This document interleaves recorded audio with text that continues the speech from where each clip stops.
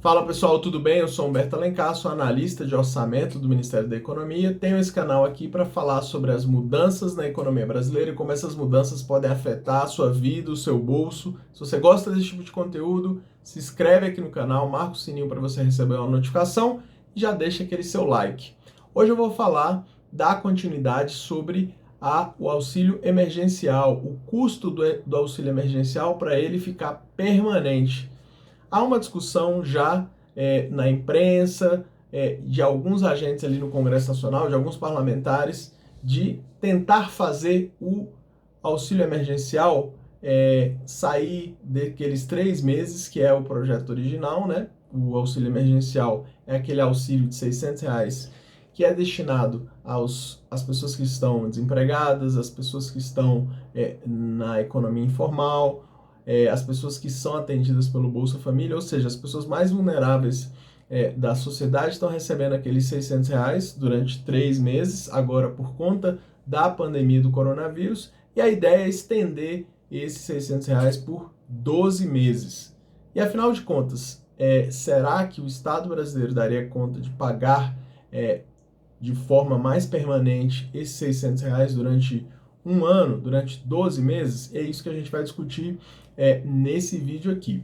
Algumas coisas precisam ser salientadas e eu falei isso e vou colocar aqui na descrição o vídeo anterior que eu falo sobre o auxílio emergencial. Um dos pontos se refere a equipe econômica do ministro Paulo Guedes é uma equipe econômica liberal, é uma equipe econômica com esse viés. Uma equipe econômica liberal, uma economia que busca, né, um certo viés liberal, será que teria compatibilidade você fazer isso, fazer esse auxílio emergencial nessa perspectiva? Acontece que esse tipo de transferência de renda, ele foi idealizado, ele começou a ser pensado, esse tipo de transferência de renda, pelo economista Milton Friedman, da Escola de Chicago, que é justamente um dos pais do liberalismo econômico. Qual era a ideia do Milton Friedman? A ideia do Milton Friedman era que algumas pessoas, por serem mais pobres, ao invés delas pagarem imposto de renda, elas receberiam um valor do Estado, que seria o imposto de renda regressivo. A ideia das transferências de renda, ela veio um pouco disso, desse viés liberal. A ideia de que o Estado é mais eficiente transferindo valores para as famílias, para que as famílias possam ter uma liberdade de escolher como gastar de acordo com a sua necessidade, ao invés do Estado fazer determinada política pública, porque esse dinheiro acaba se perdendo ali na burocracia, na estrutura do Estado. Boa parte dos recursos acabam se perdendo, né? Quando o Estado tenta diretamente proporcionar moradia e alimentação para a população, boa parte desses recursos acabam se perdendo.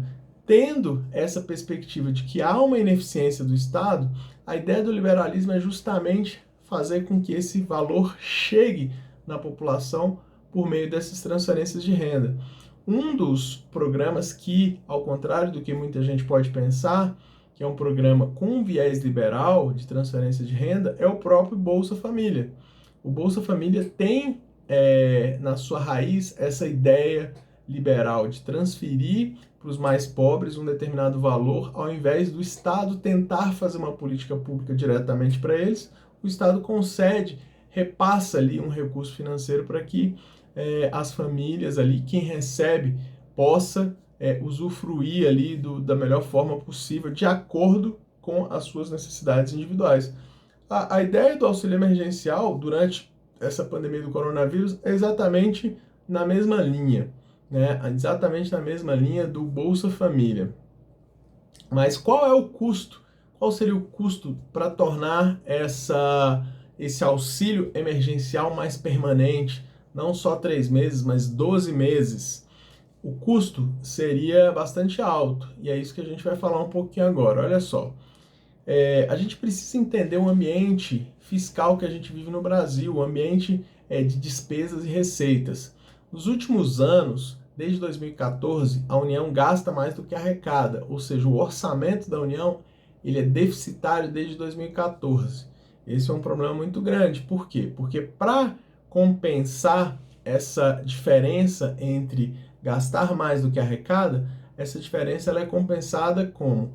Pelo aumento da dívida pública. A cada ano, o Estado se endivida cada vez mais para dar conta de pagar as despesas que são maiores que as receitas.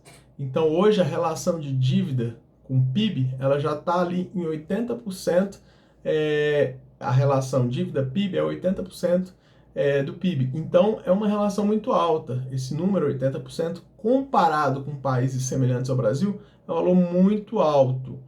E, por um outro lado, também um outro aspecto que tem nessa relação de contas públicas é a carga tributária brasileira, que hoje já está em 35% do PIB. A carga brasileira, para países também comparados ao Brasil, é uma carga tributária bastante alta também, né, comparados com outros países emergentes. Então, a gente tem esse problema fiscal muito grande, né? Esse problema de como pagar como o país, como o Estado brasileiro vai pagar suas contas, né? Porque com a inclusão desse auxílio emergencial, aumenta ainda a pressão por mais formas do Estado se financiar. Se por um lado, né, você tem ali uma carga tributária já de 35% do PIB, uma dificuldade de aumentar a tributação, a única forma, talvez a forma que vai ter a única saída ali, seria pelo aumento da dívida pública. Por conta do coronavírus, já há uma previsão de que essa relação dívida-PIB vai subir de cerca de 80% para 100%. Agora, uma coisa interessante nesse processo, a relação dívida-PIB, ela é olhada para quem compra os títulos do governo brasileiro como um parâmetro de solvência do governo. Olha só, eu estou emprestando dinheiro para o governo brasileiro tem uma dívida sustentável ou não, baseada nesse parâmetro. E a comparação é feita com outros países. E aí, quando você vai fazer uma comparação com outros países, você vê que a relação dívida-PIB do Brasil, ela já está ali, para países semelhantes ao Brasil, um pouco alta. Acontece que por conta do coronavírus ser mundial, todos os países tendem a aumentar a sua relação dívida-PIB de maneira quase igualitária. Ou seja, talvez esse aumento de 80% na relação dívida-PIB para cerca ali de 100%, vai fazer com que o investidor, quando for comprar títulos da dívida brasileira, ele olhe e não se espante tanto com essa relação, tendo em vista que todos os outros países também devem subir sua relação dívida-PIB. Então, quando a gente for fazer essa comparação, é bem provável que não vai ter tanta distinção assim do Brasil em relação a esse ponto da dívida comparada com o PIB.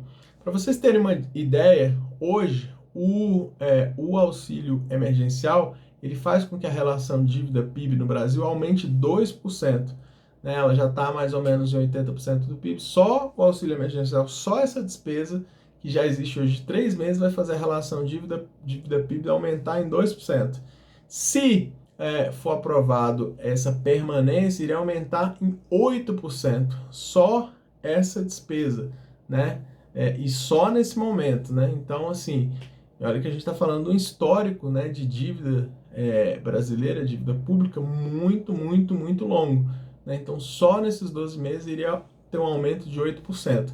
É claro que esses 8% jogado ali na sociedade, injetado ali na sociedade, tende a fazer o quê? Que o PIB, de certa forma, tem um desempenho melhor do que ele teria se ele não tivesse esses R$ 600. E é isso que muitos economistas estão apostando ao colocar esse assunto em discussão. Né? Esses economistas acreditam que a injeção desses R$ 600 vai fazer com que a manutenção do consumo vale a pena esse custo-benefício, né? Desses 8% ali de dívida que sairiam para pagar